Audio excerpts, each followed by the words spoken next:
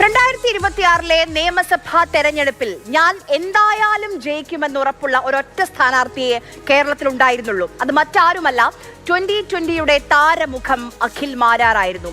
പക്ഷേ ഫലം വന്നപ്പോൾ തൃക്കാക്കരയിൽ നിന്ന് ജയിച്ച ഉമാ തോമസിന്റെ ഭൂരിപക്ഷത്തിന്റെ പകുതി വോട്ടുകൾ പോലും ബിഗ് ബോസ് സ്റ്റാറിന് കിട്ടിയില്ല. അതൊക്കെ പഴയ കാര്യം. ഇന്നിതാ കേൾക്കുന്നു അഖിൽ മാരാർ 2020 വിട്ടുവെന്ന്. എന്താണ് കാര്യം? ജീവിതത്തിൽ അയാളെ കൊണ്ട് കുഴിയിൽ ചാടിച്ചതിന് ശേഷം തിരിഞ്ഞു പോയി കഴിഞ്ഞാൽ പിന്നെ നമ്മുടെ മുമ്പിലുള്ള മാർഗ്ഗം എന്ന് പറയുന്നത് എന്താ?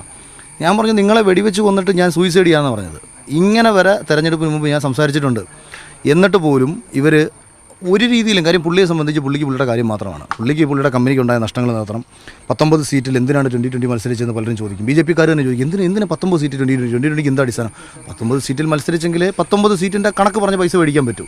അതിൽ തന്നെ ഞാൻ ഉൾപ്പെടെയുള്ള ആൾക്കാരെ കൊണ്ടുവരുമ്പോഴത്തേക്ക് A ക്ലാസ് സീറ്റുകളാണെന്ന് പറഞ്ഞിട്ട് അഡീഷണൽ പേയ്മെന്റ് മേടിക്കാൻ പറ്റും.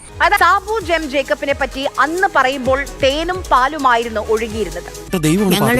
ഞങ്ങൾ പാവങ്ങളുടെ കാണപ്പെട്ട ദൈവമാണ് പാപ്പിക്കാൻ. ഞങ്ങളുടെ ജീവന്റെ ജീവനാണ്. ഒന്ന് പറയാൻ കണ്ണിലുണ്ണിയാണ്. കേരളം എന്താകണം എന്നുള്ളൊരു മിനിയേച്ചർ വേഷനാണ് കിഴക്കമ്പലത്ത് 2020 കാണിച്ചത്. അപ്പം സാബു ജേക്കബിന്റെ വിഷനും 2020യുടെ കാഴ്ചപ്പാടും ഈ രീതിയിൽ വരുമ്പോൾ എന്നെ കണക്ക് ചിന്തിക്കുന്ന ഒരാൾക്ക് ഏറ്റവും മികച്ച രീതിയിൽ പ്രവർത്തിക്കാനും ചേരാനും ഇതല്ലാതെ മറ്റൊരു രാഷ്ട്രീയ ആശയം നിലവിൽ കേരളത്തിലില്ല. കേരളത്തിലെ ബിൽ ഗേറ്റ്സ് എന്ന് പറയാത്തത് ഭാഗ്യം. തീർന്നില്ല. തൃക്കാക്കരയിൽ 20,000 വോട്ട് കിട്ടാൻ 20 ലക്ഷം വിലയുള്ള BMW ബൈക്കാണ് പുള്ളിക്കാരൻ വിറ്റത്. ഈ EVM-ന്റെ ഷോറൂമിൽ നിങ്ങൾ പോയി ചോദിക്കും. ഞാൻ മേടിച്ച BMW ബൈക്ക് ഒറ്റ വർഷത്തിനുള്ളിൽ ഞാൻ കൊടുത്തു. 20 ലക്ഷം രൂപ ചെലവാക്കിയ ഒരു ബൈക്ക് ഒരാൾ 10 ലക്ഷം രൂപയ്ക്ക് കൊടുക്കണമെങ്കിൽ പൈസയുടെ ആവശ്യം ഉണ്ടായിരിക്കും. ഹർത്താലായതുകൊണ്ട് ഞാൻ ഇമാതിരി ചപ്പട്ട വണ്ടിയും കൊണ്ടുവന്നത്. അല്ലാതെ BMW Q7 കൊണ്ട് വന്നിരുന്നെങ്കിൽ ഹർത്താൽ അനുകൂലികളെ കൊണ്ട് തോറ്റു കഴിയുമ്പോൾ അത് പിന്നെയും തിരുത്തി പറയും. അപ്പം നമുക്കൊരു 2-3 കൊല്ലം പരീക്ഷണത്തിനിട്ട ശേഷം ഒരു സ്റ്റേറ്റ്മെന്റ് എന്താണെന്ന് ഉറപ്പിച്ച ശേഷം അദ്ദേഹത്തിനൊക്കെ ഉത്തരം കൊടുക്കാം. അടിച്ചതിന്റെ കരണം പൊളിക്കും ഞാൻ. നീ ആരോടാണ് ഈ വർത്താനൊക്കെ പറയുന്നത്? നിനക്ക് ഞാൻ ആരെന്നറിയോ? ഇത്രയും ഇൻഫ്ലുവൻഷ്യൽ ആയ മാരാർ പോയാൽ 2020യുടെ ശോഭനമായ ഭാവി ഇരുട്ടിലാകുമോ എന്ന ഭയമുണ്ട്. 2020യിൽ ഇല്ലെങ്കിലും ടെസ്റ്റിലും ഏകദിനത്തിലും ഒക്കെ കാണാൻ കഴിയുമെന്ന് പ്രതീക്ഷിക്കാം.